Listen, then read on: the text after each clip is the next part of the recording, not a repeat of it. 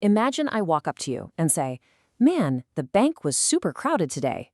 You instantly, without even thinking, use context to figure out if I'm talking about a place to deposit money or the muddy side of a river. That's polysemy in action.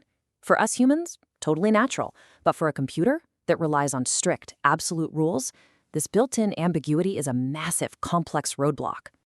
Welcome to today's Explainer, where we're looking at natural language processing, or NLP for short. Think of NLP as the ultimate translator. It's the bridge between the cold, literal code of a computer and the nuanced, beautifully messy way you and I actually communicate.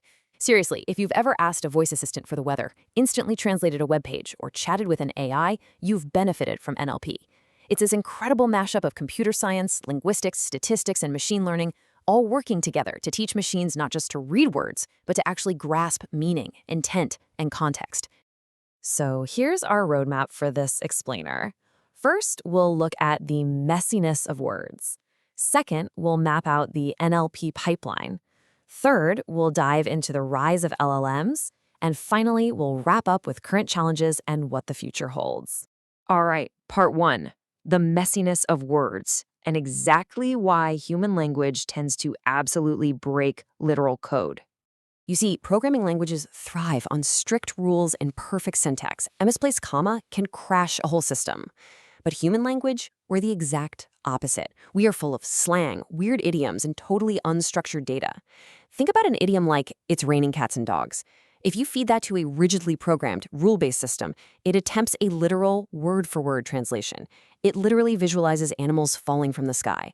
It just completely lacks the worldly context to output heavy rain. So NLP has to somehow bridge this gap using math. Here's another great example. Consider the sentence, "I saw her duck." Now, wait a second. Is duck a noun, like the bird, or is it a verb, meaning she took an evasive action? This right here is classic syntactic ambiguity. Modern NLP systems have to mathematically capture the surrounding context to resolve this kind of split-second confusion. It's like a giant puzzle they have to solve in milliseconds. Moving on to part two, the NLP pipeline, how we actually turn those messy words into math. To solve all these crazy ambiguities, early researchers built a very strict, step-by-step mechanical pipeline. Let's trace the journey of a single sentence. It kicks off with collection, simply gathering the text. Then comes cleaning.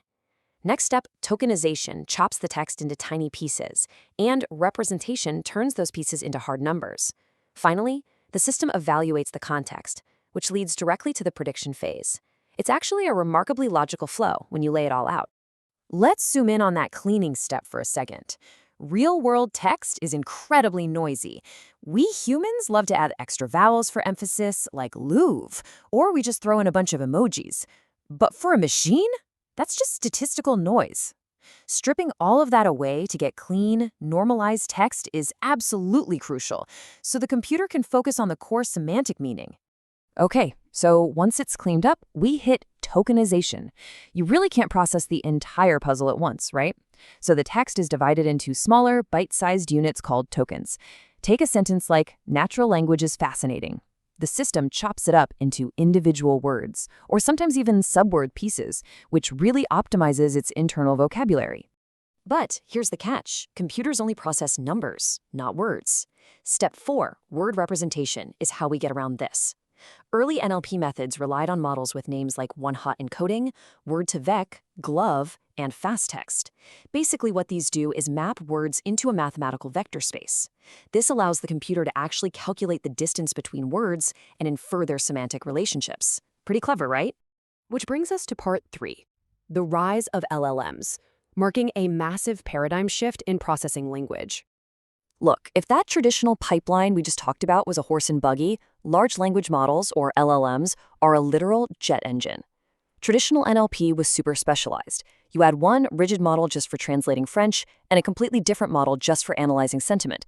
But LLMs, they learn general language representations from absolutely massive data sets. So now you have one single model that can perform almost any language task you throw at it, just through simple natural language prompting.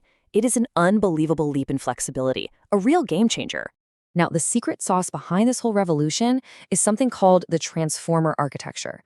Introduced back in 2017, it utilizes what's known as a self-attention mechanism. See, instead of reading text linearly from left to right and forgetting the early words by the time it reaches the end of a long paragraph, self-attention evaluates the mathematical relationships between all the words in a sentence simultaneously. This is what finally cracked the code on understanding long-range context. And because of that amazing transformer architecture, a single LLM can tackle a massive, diverse checklist of tasks. You are probably using tools powered by these right this second.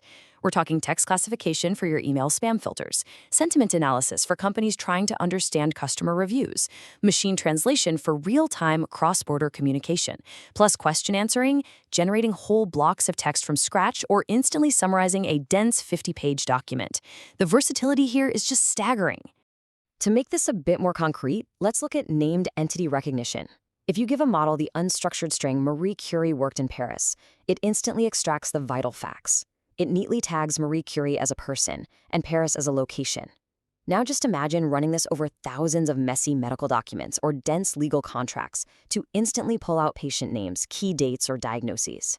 That is the raw power of modern NLP. Finally, part 4, challenges and the future. Let's look at where these models still stumble. Because as powerful as these models are, we have to remember they aren't magic. There are some very real hurdles that researchers are actively fighting today. We've got training bias, which simply reflects the historical data they were fed. There's uneven multilingual performance, meaning models might excel in English but really struggle with lower resource languages. Then you have serious privacy concerns regarding sensitive data and hard limits when it comes to multi-step reasoning for complex logical problems. But for everyday users like us, the most glaring hurdle is definitely hallucinations. A hallucination is when an AI generates information that sounds incredibly confident, but is just completely factually wrong. See, because these models are fundamentally predicting statistically likely words based on patterns, they don't actually know the truth. They just know what sounds plausible. And fixing this, it remains a massive area of ongoing research. Yet, even with those hurdles, NLP is already woven deep into the fabric of our digital lives. From the smart speaker sitting in your kitchen, to automated customer support bots, healthcare documentation, real-time translators, scientific search engines, and even coding co-pilots for software developers. It's truly a foundational technology that is accelerating progress across virtually every industry you can think of. Which leaves us with this final thought for today's explainer. We've seen just how far NLP has come, from struggling to figure out if duck is a bird or an action, to generating human-like essays in a matter of seconds. But as these AI models become ever more remarkably fluent and convincing, how do we ensure they don't just hallucinate the truth? How do we balance this incredible, unprecedented linguistic power with strict factual reliability? It's a delicate balance for sure, and solving it is without a doubt the next great frontier in artificial intelligence.